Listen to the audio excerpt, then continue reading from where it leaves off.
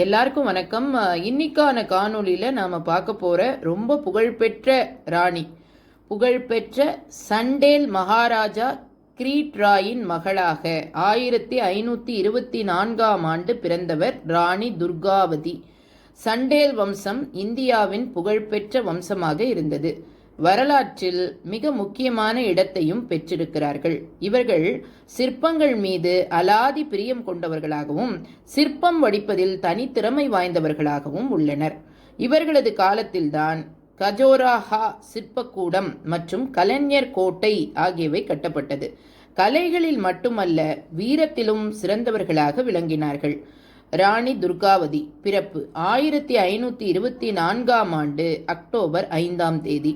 பிறப்பிடம் கலைஞ்சார் கோட்டையில், இன்றைய உத்தரப்பிரதேசம். இறப்பு 1564ஆம் ஆண்டு ஜூன் 24ஆம் தேதி. ஆனால் இந்த பேரரசி ராணி துர்காவதி தங்களை எதிர்த்து இஸ்லாமிய பேரரசை எதிர்த்து போரிட்டுள்ளார். வரலாற்றில் நின்ற ராணி துர்காவதி பற்றி சில சுவாரஸ்ய தகவல்கள்.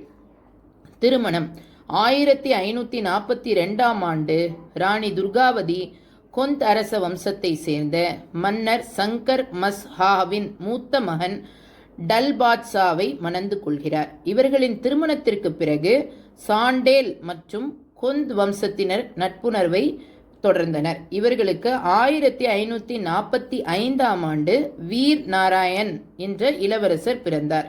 இளவரசர் பிறந்த 5 ஆண்டுகளில் ராணி துர்காவதியின் கணவரான டல்பாட்சா காலமானார். ராணி துர்காவதியின் ஆட்சி. இளவரசர் 5 வயதே நிரம்பிய குழந்தை என்பதால் கொந்த் சாம்ராஜ்யத்தை கட்டி காக்க வேண்டிய பொறுப்பு ராணி துர்காவதியிடம் வந்தது. கொந்த் சாம்ராஜ்யத்தின் அரசியாக ராணி துர்காவதி பதவியேற்றார். இவருக்கு ஆதார் காய்ஸ்தா மற்றும் மன் தாகூர் ஆகிய 2 அமைச்சர்கள் ஆட்சி செய்வதில் துணை புரிந்தனர். ராணி துர்காவதி தொலைநோக்கு பார்வையுடனும் முன்னெச்சரிக்கை நடவடிக்கையாகவும் எண்ணற்ற மாற்றங்களை கொண்டு வந்தார். அவற்றில் ஒன்றுதான் நாட்டின் தலைநகரை சௌராஹிவிற்கு மாற்றினார். இந்த இடம் சட்புரா மலை பிரதேசத்தில் அமைந்திருக்கிறது. எதிரி நாட்டினர் எளிதாக உள்ளே நுழைய முடியாத வண்ணம் மிகப்பெரிய கோட்டையை கட்ட முடியும். இந்த அமைப்பே பாதி அளவு பாதுகாப்பாளனாக இருக்கும் என்பதை உணர்ந்து நாட்டின் தலைநகரை மாற்றினார் ராணி துர்காவதி. வீரச் செயல்கள். ஷெர்ஷாவின் மறைவை தொடர்ந்து மால்வா பகுதியை சுஜித் கான் கைப்பற்றினார். சுஜித் கானை தொடர்ந்து அவரது மகன் பச்பா பகதூர் 1556ஆம் ஆண்டு மால்வா பகுதியின் அரசராக அரியணை ஏறுகிறார்.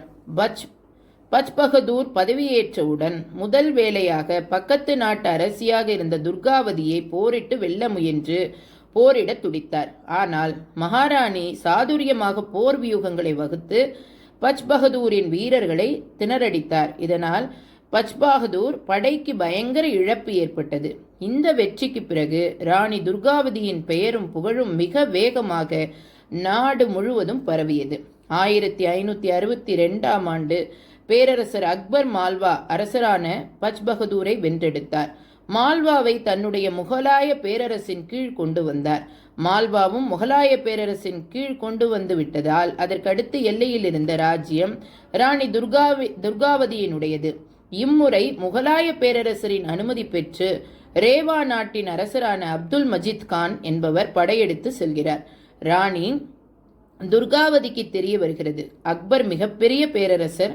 வருகின்ற அப்துல் மஜித் மன்னரின் போர்படையை தோற்கடித்தாலும் அடுத்த கணமே தன்னுடைய பெரும் படையுடன் அக்பர் வரக்கூடும். ஆனால் அவருடன் போரிட நம்மிடம் வீரர்கள் கிடையாது, நவீன ஆயுதங்களும் இல்லை, என்ன செய்யலாம் என்று யோசித்தார்கள்.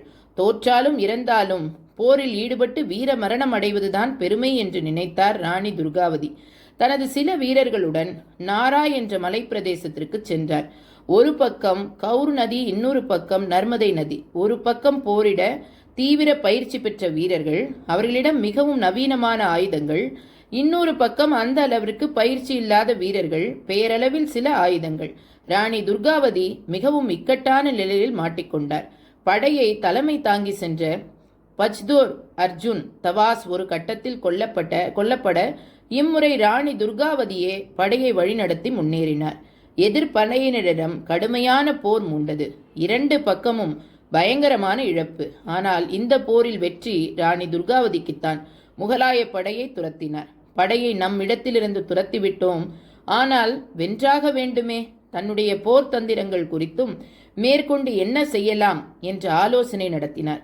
எதிரி படையினர் ஆய்ந்து தூங்கிக் கொண்டிருக்கும் இரவு நேரத்தில் சென்றால் அவர்கள் சுதாகரிப்பதற்குள் நாம் ஆதிக்கம் செலுத்திவிடலாம். ஆனால் இரவில் போரிட வேண்டும் என்றார் ராணி. ஆனால் அவரது ஆலோசகர்கள் யாரும் ஒப்புக்கொள்ளவில்லை.